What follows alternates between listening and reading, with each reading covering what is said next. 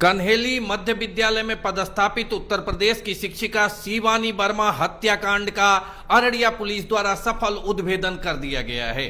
घटना के बारे में जो पूरे विस्तार से आज पुलिस अधीक्षक अररिया द्वारा पत्रकारों को संबोधित करते हुए बताया गया कि जिस शिक्षिका की हत्या होनी थी उसे जो शूटर थे वो नहीं पहचानते थे और उनके गलती से दूसरी शिक्षिका की हत्या हो गई। मतलब शिवानी वर्मा को शूटरों ने गोली मार दिया। इस घटना पर प्रकाश डालते हुए पुलिस अधीक्षक अररिया अंजनी कुमार ने क्या कुछ कहा, देखिए वीडियो में। जैसा कि आपको मालूम है कि 3 तारीख को सुबह एक शिक्षिका थी शिवानी वर्मा जो स्कूल के लिए अपने जा रही थी फारबिसगंज से कन्हेली के लिए, तो उनको खाबदा के पास गोली मार के गया था, अपराधी द्वारा हत्या कर दी गई थी। इस केस में उनकी बहन के द्वारा लिखित आवेदन देकर एक जो शिक्षक थे उसी विद्यालय के शिक्षक उनको नामजद करते हुए उनको संदिग्ध उन पर संदेह व्यक्त किया गया था कि इनके द्वारा ही पूर्व से परेशान किया जा रहा था, उसी में इनके द्वारा हत्या कर दिया गया है।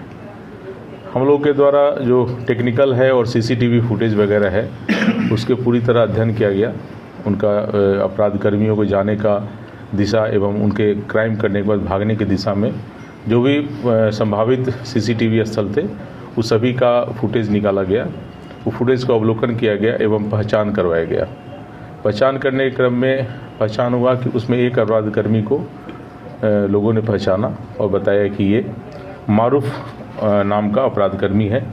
मारूफ पेसर ताहिर जो रामपुर का रहने वाला है, फारबिसगंज का, उसकी पहचान की गई। साथ ही साथ उसके साथ एक और मोहम्मद सोहेल पेसर फिरोज रेफरल अस्पताल रोड फारबिसगंज की पहचान की गई है। पहचान करने के उपरांत इन लोगों को गिरफ्तार किया गया है, अलग अलग जगहों से गिरफ्तार किया गया है।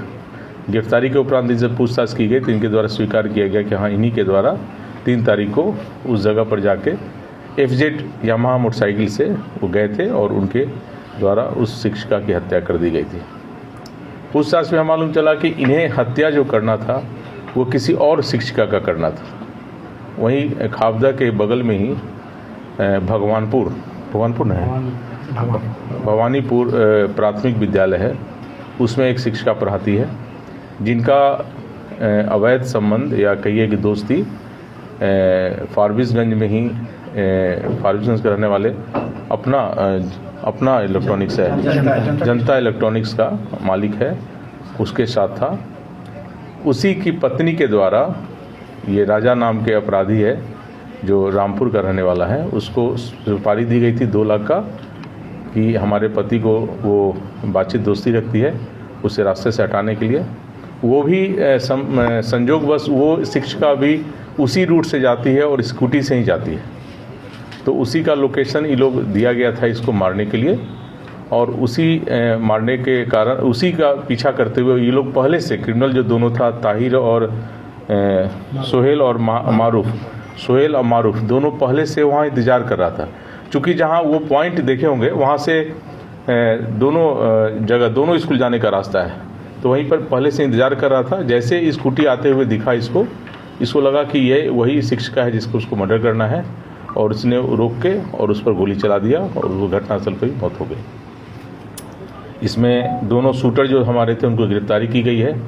उनके स्वीकारोक्ति बयान के आधार पर घटना में जो प्रयोग किया गया था देसी कट्टा, उसकी बरामदगी की गई है।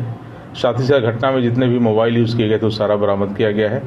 घटना में जो मोटरसाइकिल यूज़ किया गया था FZ यामाहा, वह भी रामपुर से बरामद कर लिया गया है।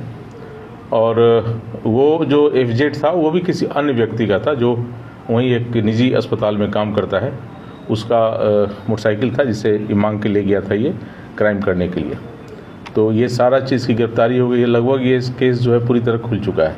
इसमें कुछ जो अपराध कर्मी अभी बचे हुए हैं जिनकी गिरफ्तारी किया जाना शेष है, जो लाइनर का काम किए हैं और जो सेटिंग का काम किए थे उनकी गिरफ्तारी किया जाना शेष है। बाकी जो मारने का जो प्लानिंग में हिस्सा थी जो लेडीज़, वो भी गिरफ्तार की गई है।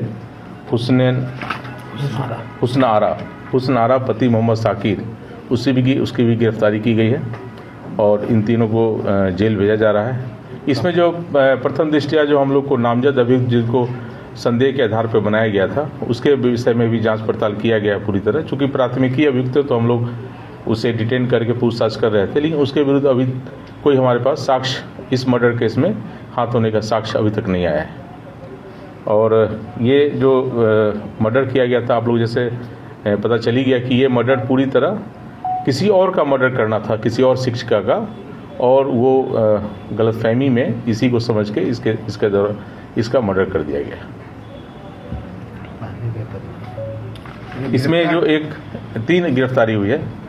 इसमें जो एक अपराध कर्मी है, जो वो वहाँ का जो स्थानीय आपके यहाँ का कोई मुखिया है, वो भी पहले से अपराधी चरित्र का व्यक्ति रहा है, उसी का भतीजा है वो।